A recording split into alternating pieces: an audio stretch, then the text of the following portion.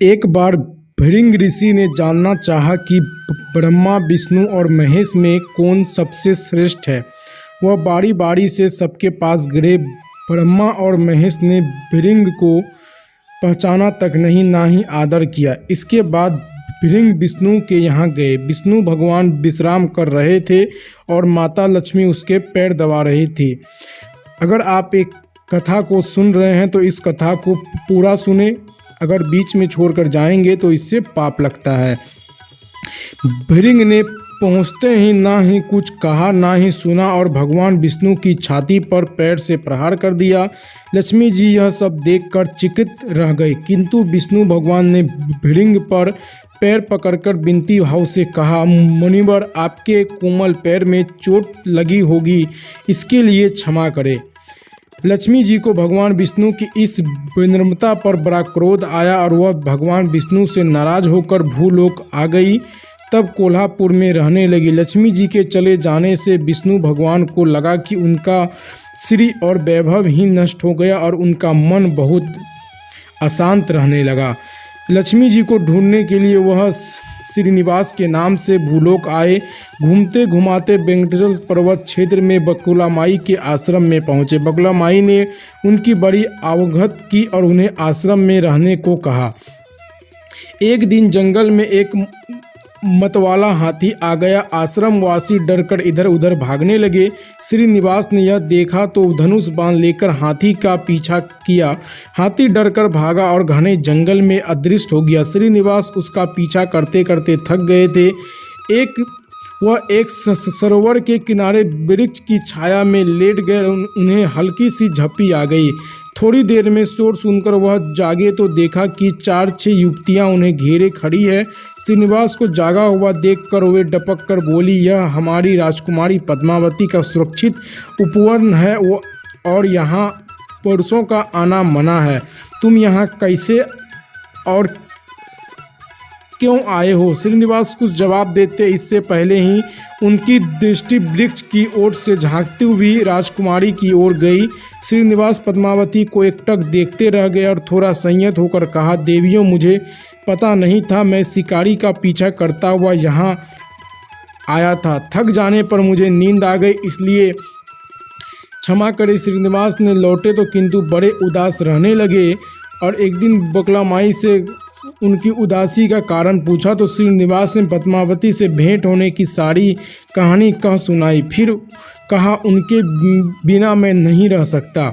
बकुला माई बोली, ऐसा सपना मत देखो। कहा, वह प्रतापी चोल नरेश आकाश राज की बेटी और कहाँ तुम आश्रम में पलने वाले एक कुल गोत्रहीन युवक। श्रीनिवास बोले, माँ, एक उपाय है, तुम मेरा साथ दो तो सब संभव है। बकुला माई ने श्रीनिवास का सच्चा प्यार देखकर हाँ कर दी। श्रीनिवास ज्योतिषी जानने वाली महिला का वेश बनाकर राजा आकाश की राजधानी नारायणपुर पहुँचे। उसकी चर्चा सुन पद्मावती ने भी उस औरत को महल बुलाकर अपना हाथ दिखाया। राजकुमारी के हाथ देखकर वह बोली, राजकुमारी, कुछ दिन पहले तुम्हारी भेंट तुम्हारे सुरक्षित उद्यान में किसी युवक से हुई थी। तुम दोनों की दृष्टि मिली थी। उसी युवक से तुम्हारी शादी का योग बनता है। पद्मावती की माँ धरना देवी ने पूछा, यह कैसे हो सकता है? ज्योतिषी औरत बोली, ऐसा ही योग है। ग्रह कहते हैं कोई औरत अपने बेटे के लिए आपकी बेटी मांगने स्वयं आएंगे। 2 दिन बाद सचमुच ही बकुला माई एक तपस्विनी के भेष में राजमहल आई। उसने अपने युवा बेटे के साथ युवती के पद्मावती के विवाह की चर्चा की। राजा आकाश ने बकुला माई को पहचान लिया। उन्होंने पूछा, यह युवक है कौन? बकुला माई बोली, उसका नाम श्रीनिवास है। वह चंद्रवंश में पैदा हुआ है। मेरे आश्रम में रहकर मुझे माँ की तरह मानता है। राजा आकाश ने कुछ सोच कर उत्तर देने के लिए कहा। बकुला माई के चले जाने पर आकाश ने राजा पुरोहित को बुलाकर सारी बात बताई। राज पुरोहित ने गणना की, फिर सहमति देते हुए कहा, महाराज, श्रीनिवास में विष्णु जैसा देवगुण है। लक्ष्मी जैसी आपकी बेटी के लिए यह बहुत बड़ा संयोग है। राजा आकाश ने तुरंत बकुला माई के यहाँ अपनी स्वीकृति के साथ विवाह की लगन पत्रिका भेज दी। बकुला माई ने सुना तो वह चिंतित हो उठी। श्रीनिवास से बोली, बेटा अब तक तो विवाह की चिंता थी, अब पैसे न होने की चिंता है। मैं 12 स्वामी के पास जाती हूँ, उनसे पूछती हूँ कि क्या क्या जाए।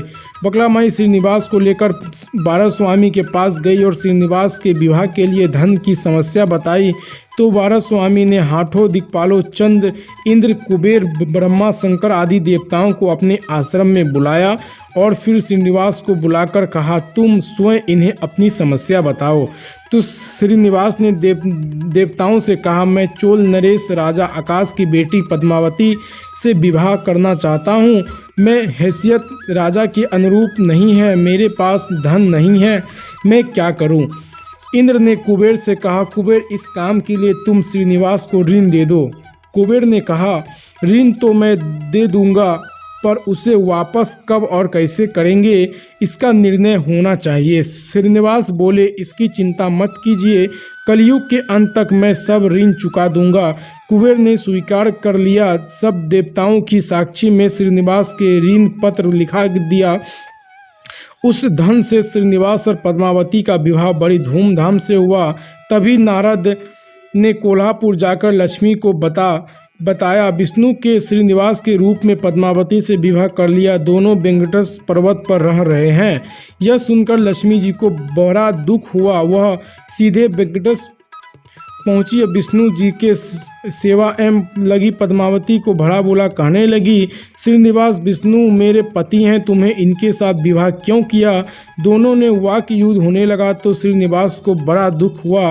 वे पीछे हटे और पत्थर की मूर्ति के रूप में बदल गए। जब दोनों देवियों ने यह देखा तो उन्हें बहुत बड़ा दुख हुआ कि श्रीनिवास तो अब किसी के ना रहे। इतने में शिला विग्रह से आवाज आई, देवियों मैं इस स्थान पर वेंकटेश स्वामी के नाम से अपने भक्तों का अभीष्ट पूरा करता रहूँगा। इससे प्राप्त चढ़ावे के धन द्वारा कुबेर के कर्ज पर ब्याज चुकाता रहूँगा। इसलिए तुम दोनों के लिए आपस में झगड़ा मत करो। यह वाणी सुनते ही लक्ष्मी जी और पद्मावती दोनों ने सिर झुका लिया। लक्ष्मी कोल्हापुर जाकर महालक्ष्मी के रूप में प्रतिष्ठित हो गई और पद्मावती तिरुमनुच में शिला विग्रह हो गई। आज ही तिरुपति क्षेत्र में तिरुमला पहाड़ी पर भगवान वेंकटेश स्वामी के दर्शन हेतु भक्तगणों से इसी भाव से शुल्क लिया जाता है। इसकी पूजा पुष्प मिष्ठान आदि से न होकर धन देव से होती है। इसी धन से भगवान श्री कृष्ण वेंकटेश स्वामी कुबेर का कर्ज चुका रहे हैं।